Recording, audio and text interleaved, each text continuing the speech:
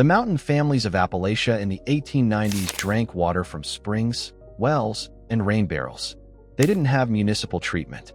They didn't have filters anyone today would recognize. And when they got it right, they drank water that was as clean as anything coming out of a modern tap. When they got it wrong, children died. Waterborne disease, typhoid, dysentery, cholera, infant diarrhea killed thousands of rural Americans every year in that era. The hill folks knew it. The methods they developed for clean drinking water were hard-won by losses we don't think about anymore. Here's the 1890s mountain method for water you could trust with your life, what they did right, what they got wrong, and the modern realities that changed the picture. A mountain family's water supply started with the source. Most often, that was a spring, groundwater coming to the surface, but it could also be a hand-dug well, a stream, or rainwater off the roof. Each had different qualities, different risks, and different methods of protection. A protected spring was the gold standard. Mountain springs, especially those emerging from deep limestone or shale formations, often delivered water that had been filtered through hundreds of feet of rock, naturally cool, clear, and largely free of surface contamination. The hill folks knew which springs ran best, which ones never went dry, and which ones had the sweetest water.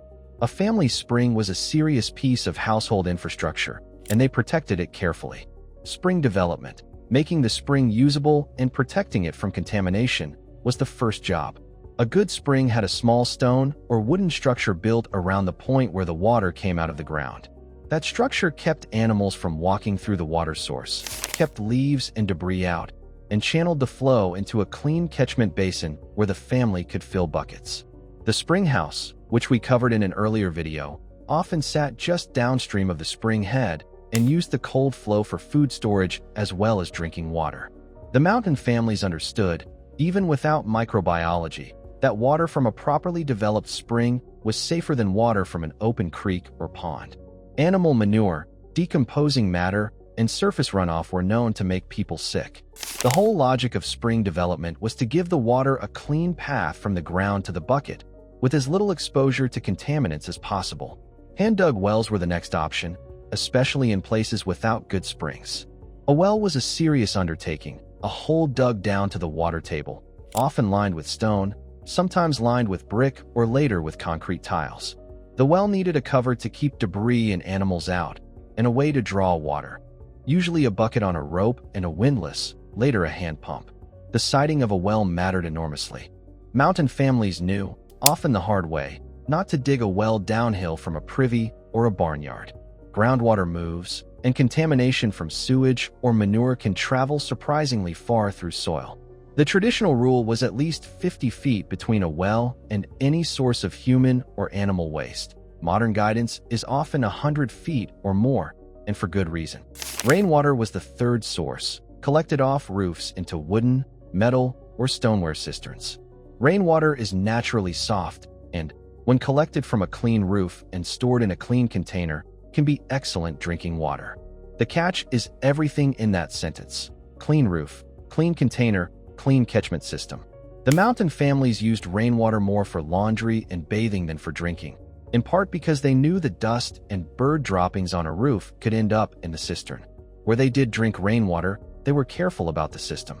Once the water was sourced, the mountain families had a few methods for further cleaning it before drinking. The simplest was settling. Water that had any visible cloudiness, a fresh catch of rainwater after a hard storm, or water drawn from a slightly turbid well, was poured into a stoneware crock or wooden barrel and left to sit. Heavier particles settled to the bottom over a few hours or overnight, and the clearer water was drawn off the top. Settling doesn't remove pathogens, but it does clear up obvious sediment, and the mountain families used it as a first step. If this is the kind of mountain knowledge you want more of, our free Appalachian Almanac goes out every Sunday. One real method, sourced and tested, in your inbox. Links in the description. Now, the filtration the hill folks used. The traditional mountain water filter was a homemade affair, often built into a wooden barrel or stone basin. The classic recipe was a barrel filled, in layers from bottom to top, with clean gravel, sand, and sometimes a layer of charcoal made from hardwood. Water was poured in the top and dripped out the bottom, slowly, having been physically strained through the layers as it went. These filters were genuinely useful for what they did. They removed sediment, much of the visible cloudiness, and some of the smell and taste of contaminated water. The charcoal layer, in particular, helped with taste and odor and removed some chemical contaminants. They worked well enough that a family could turn questionable water into water that at least looked and tasted clean. The thing they didn't do, and this is the honest part, is remove most disease-causing pathogens. The bacteria and viruses that cause typhoid, cholera, dysentery, and most waterborne illnesses are far too small to be caught by a simple sand and gravel filter. Modern slow sand filters, the kind used in some municipal water systems, are far more elaborate and rely on biological action in the filter bed to remove pathogens. The traditional mountain filter was a first-stage clarification, not a final purification.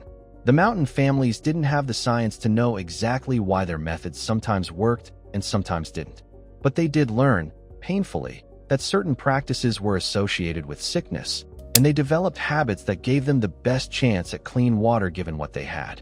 Boiling was the one true purification method available to them, and the good households used it for any water of uncertain origin.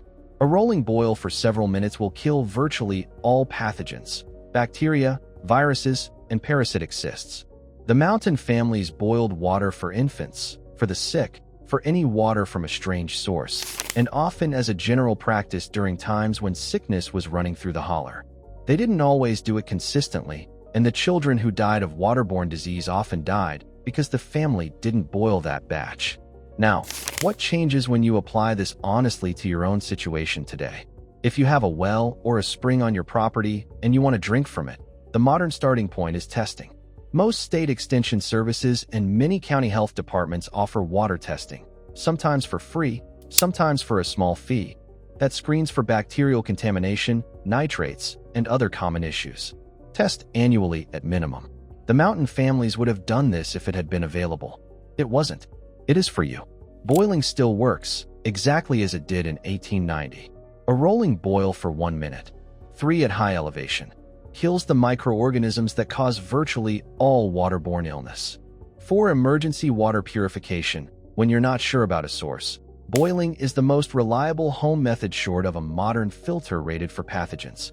For everyday drinking water from a questionable source, a modern filter rated for bacteria and viruses, the kind that uses a fine ceramic or hollow fiber membrane, often paired with a carbon stage for taste and chemicals, is the honest right answer.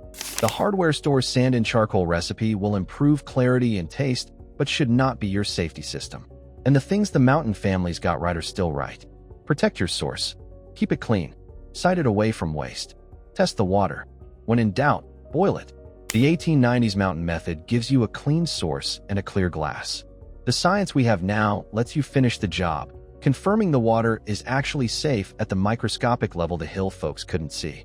The deeper lesson is one we keep coming back to in this series. The mountain families weren't infallible, and they didn't pretend to be. They lost children to bad water, and they learned, generation by generation, what practices kept their households safe.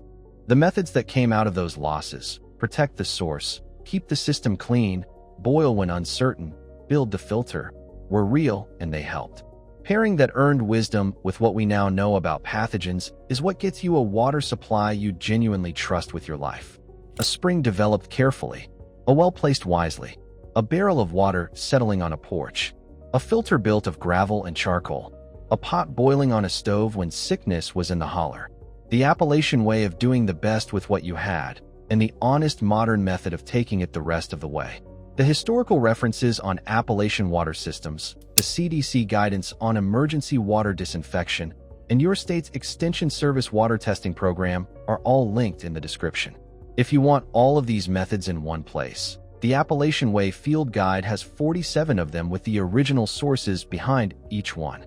Link below. Real methods, real sources, real history. That's the Appalachian Way. We'll see you Wednesday.